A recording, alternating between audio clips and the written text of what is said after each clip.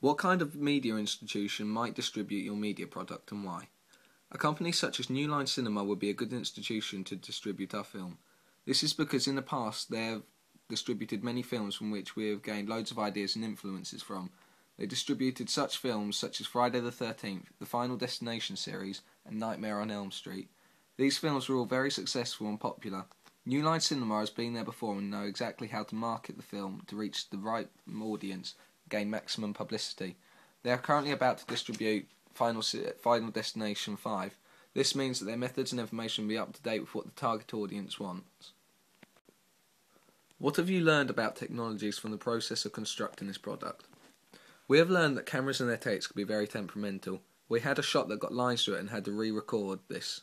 We learned that you need to check the camera properly before and after to make sure that it's recorded the scene properly. Another problem we had was with the internal mics in the cameras. When it was really windy, it caused a muffled background sound and didn't record the voice properly. We learned that we could reduce the background noise using software on the Macs.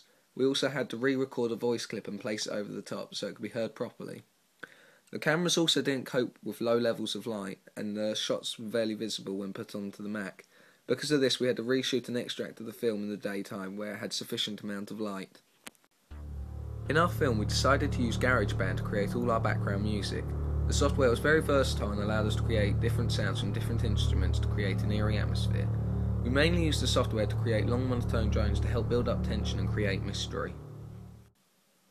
In our film, we tried to give the impression of the girl being followed. Although the technology on the Macs was very limited, we managed to get one of the titles to follow her as she walked onto the screen. This foreshadowed what was to come, and was also in red writing so connoted danger. Unfortunately, due to the limits of the software, we could only do this to one shot and had to compromise with the other titles. In order to improve our film further, we decided to get feedback from people to see what they thought of our film.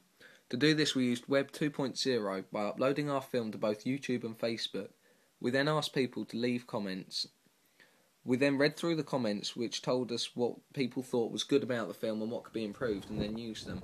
By using Facebook, we managed to get a wide range of different opinions. In what ways does your media product use, develop or challenge forms and conventions of real media products? In our film, we tried to use as many conventions as possible and tried to change them a bit to make our film different and more creative. In the beginning of our film, the character is wearing a red coat. This connotes danger and immediately makes the audience more wary and worried about her. The stereotype of most slash films is that a man kills a hopeless woman. However, we have changed this and added in a woman to help the unsuspecting victim.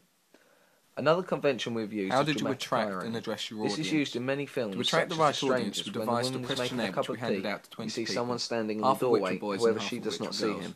These contain questions that asked what people liked about horror films and what they liked about it. We also asked what they didn't like, and many The of the dramatic female irony is responses used were when that we see women were too someone hiding behind marginalised. the car seat We but the decided victim to is interview a unaware. few people to see a bit more about this, and they said that it's always a man killing a hopeless woman. To try and change this, we add in a female accomplice, which helped the main antagonist. This was used to create confusion as it went against the usual stereotype and would stop women being so marginalised.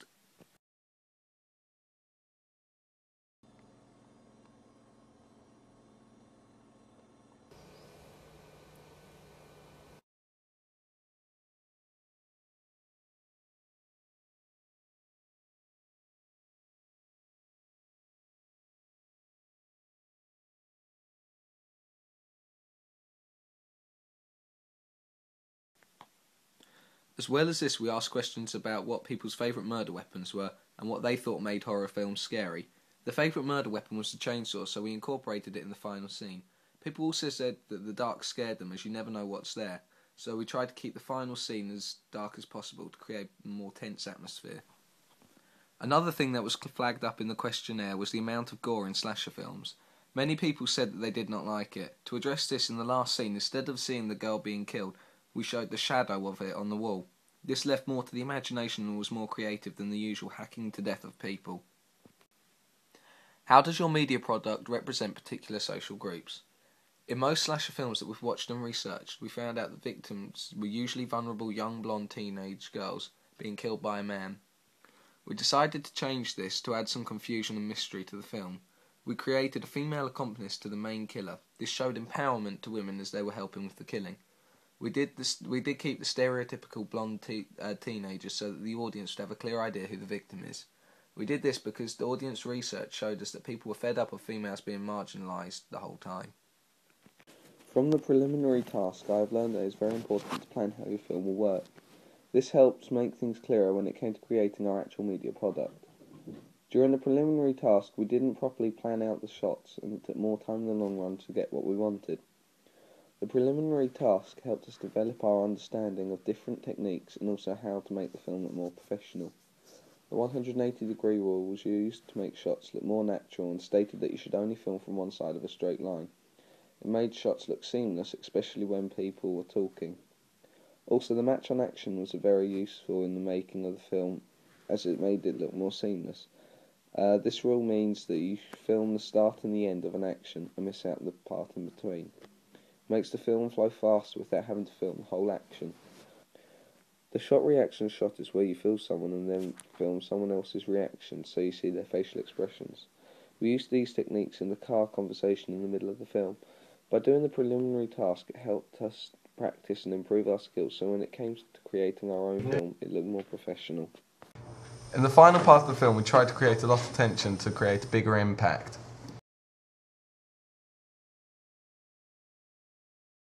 As it came to the climax of our film, we used shorter and shorter edits to build tension. We flipped between both the victim and the killer.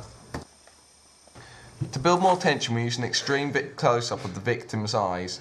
This showed her facial expressions and that she was scared. We then used another extreme close-up of the victim's hands struggling. Then we switched to a more creative depth by using shadows to show the killing.